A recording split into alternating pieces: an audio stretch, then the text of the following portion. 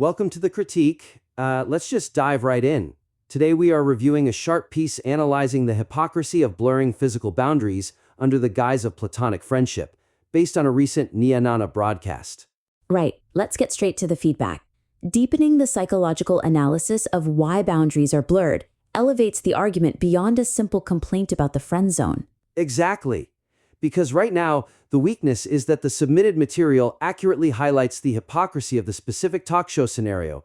Where a girl feeds a male friend and lets him sleep on her lap, only to later claim she felt comfort but absolutely not love. But the analysis just abruptly stops at calling out the boy bestie label as a mere lie. Yeah, and by halting the investigation right there, the piece misses a crucial opportunity to explore the deeper psychological utility of this behavior. Specifically, how one party reaps the immense emotional benefits of a relationship without the biological or romantic commitment. So the suggestion here is to shift the analytical focus from merely exposing the hypocrisy to examining the intentional power dynamics at play. The material should demonstrate exactly how the platonic closeness defense is actively weaponized by individuals to retain emotional validation. I completely agree. We need to move the reader from just thinking about how unfair the situation is to realizing that this is a highly calculated social strategy. There are several concrete examples for improvement the author could use to achieve this. Right. For one, the writer could expand on the idea that both genders inherently recognize the difference between platonic comfort and romantic signaling. No one accidentally strokes someone's hair for hours or hand feeds them without understanding the social weight of that action. It really isn't a mystery. Another concrete example would be to explicitly explore how the phrase, "I felt safe with you," which was heavily featured in the broadcast, is actually a highly convenient retroactive shield. Oh, that's a great point. It functions as a defense mechanism deployed only when the individual is finally confronted and forced to define the blur. Before the confrontation, the ambiguity is entirely intentional. Exactly. And a third concrete example the writer could use is discussing the concept of platonic closeness as a deliberate method of keeping someone in a state of perpetual emotional suspense. Imagine a paragraph detailing how this dynamic extracts immense care, attention, and loyalty from the so-called friend. While the person receiving the affection consciously reserves their true romantic commitment for someone they deem more socially or financially viable in the broader dating market. It's essentially a hedging of bets. Right. You secure the unwavering emotional security of a devoted partner without ever having to close yourself off to other opportunities. If the author unpacks that specific transaction, the essay moves from a summary of a television episode to a sharp critique of modern dating economics. And to really drive that home, a final concrete example for this section would be to deeply analyze the guilt-tripping aspect that is only briefly mentioned in the current source material. Oh yeah, when the rejected party inevitably hits a breaking point and asks for clarity, they are almost universally gaslit. The writer could dissect the exact phrasing used in these confrontational situations. Like the classic line, "I was just being a good friend, you took it the wrong way." Analyzing a phrase like that shows how the affection receiver effectively shifts the blame entirely onto the victim of the blurred boundaries. The person who was led on is suddenly made to feel predatory or delusional for misreading a situation that was deliberately designed to be misread. Implementing these deeper psychological evaluations stops the piece from being a surface-level complaint. It turns it into a piercing dissection of modern emotional manipulation. Which brings us to our second area of focus. Integrating the literary analogy of historical emotional manipulation more seamlessly strengthens the core thesis regarding the timelessness of this behavior. Yes, because the weakness here is that the draft introduces a truly fascinating parallel to Emily Bronte's 1847 novel Wuthering Heights, specifically Catherine keeping the penniless Heathcliff emotionally bound to her while marrying a wealthy estate owner for status. But this powerful historical comparison currently feels bolted on to the very end of the argument. It really does. It acts as an afterthought or a footnote rather than functioning as a foundational pillar that contextualizes the modern Nea Nana debate from the very beginning of the piece. From a reader's perspective, dropping a heavy literary analogy in the final paragraphs creates massive cognitive dissonance.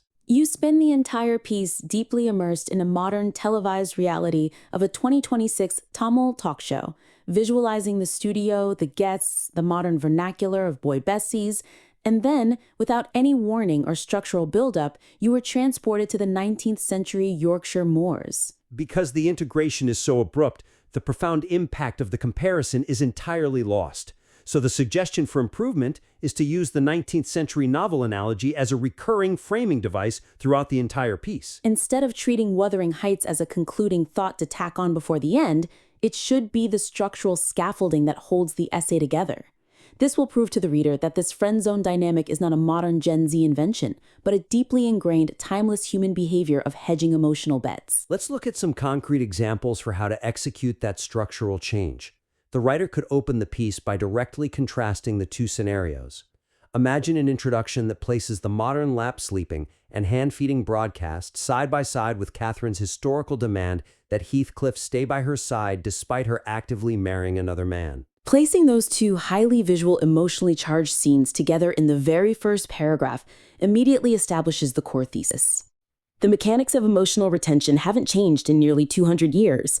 The clothing and the mediums are different, but the human impulse to hoard affection remains exactly the same. Another concrete example would be to highlight how the motivation remains identical across centuries. The author can dedicate a substantial paragraph in the body of the critique to analyzing the fierce loyalty, passion, and comfort of a childhood friend or a modern bestie. Showing how Catherine extracting Heathcliff's lifelong devotion is psychologically identical to the girl on the talk show demanding her male friend's unwavering emotional support. In both cases, the individuals are simultaneously looking elsewhere to secure their social and financial stability. It is the exact same dynamic of keeping the emotional safety net firmly in place while pursuing the primary objective. By weaving the analogy through the body paragraphs, the writer constantly reminds the reader of the historical weight of the argument.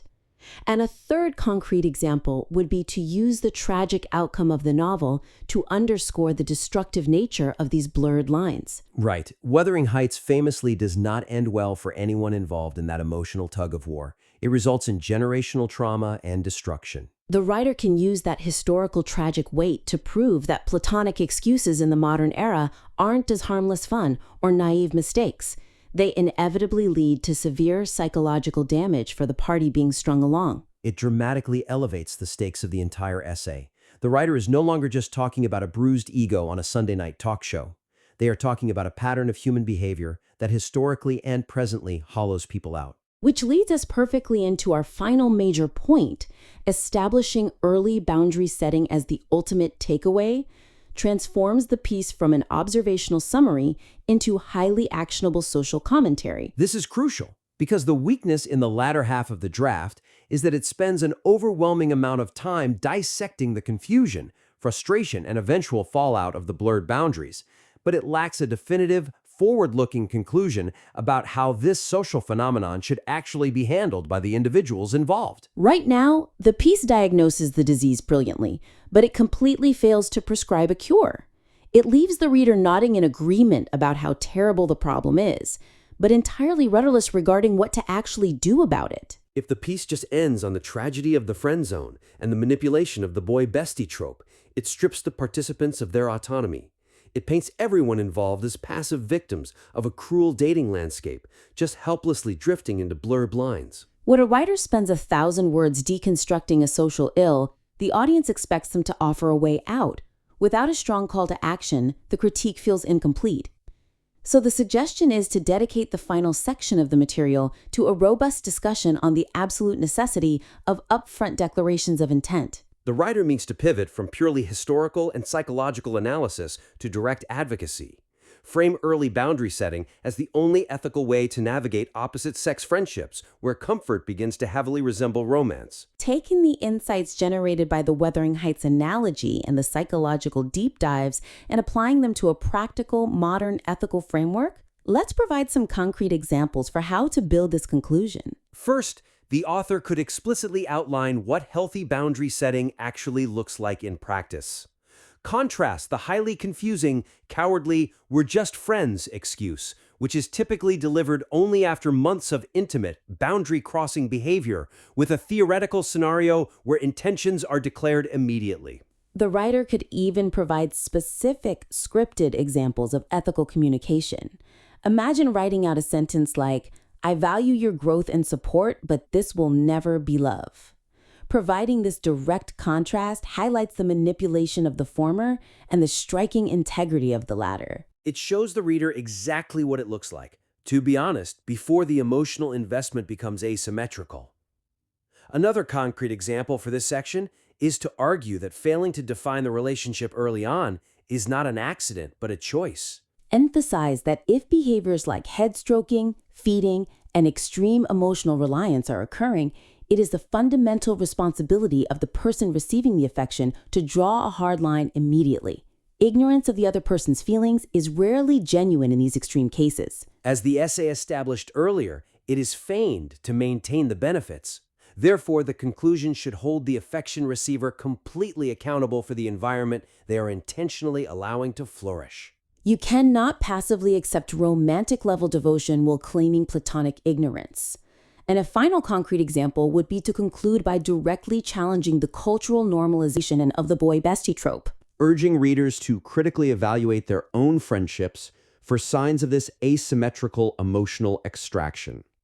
By turning the lens back onto the audience, asking them to look at who they might be stringing along or who might be stringing them along, the critique transcends the specific Nia Nana episode. It stops being a review of a broadcast and becomes a mirror for the reader's own life, demanding a much higher standard of interpersonal ethics and emotional honesty. To recap, the impact of this piece can be significantly amplified by exploring the psychological utility of the Platonic defense to expose intentional power dynamics.